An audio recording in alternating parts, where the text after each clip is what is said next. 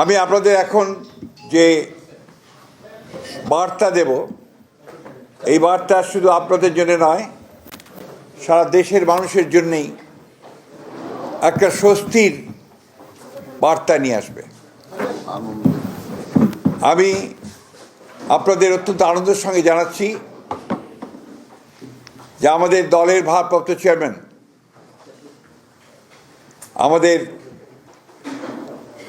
কোটি কোটি মানুষের সবচেয়ে প্রিয় মানুষ, যিনি দীর্ঘ প্রায় 18 বছর ধরে নির্বাসিত অবস্থায় রয়েছেন বিদেশে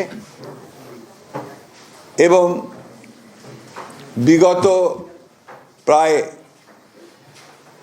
1 যুগ ধরে তিনি গণতান্ত্রিক আন্দোলনকে নেতৃত্ব দিয়েছেন এবং আমাদের দলকে নেতৃত্ব দিয়েছেন এবং আমাদের যে গণতন্ত্রের উত্তরণের যে ছাত্র গণ অভ্যুত্থানের নেতৃত্ব দিয়ে আমাদেরকে সাফল্যের দ্বার প্রান্তে পৌঁছে দিয়েছেন।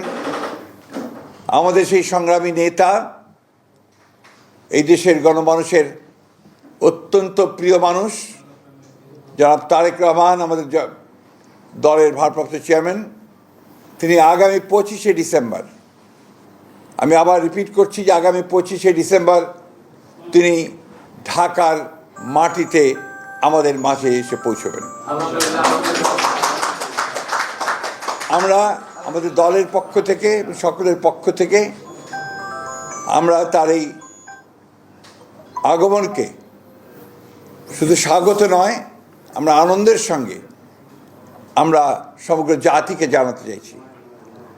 এবং আজকে গণতন্ত্র উত্তরণের পথে যে সমস্ত বাধাগুলো সৃষ্টি হয়েছিল, আমরা মনে করি যে আমাদের ভারপ্রাপ্ত চেয়ারম্যান তারেক রহমান সাহেব দেশে এসে পৌঁছলে সেই সমস্ত বাধা দূর হয়ে যাবে।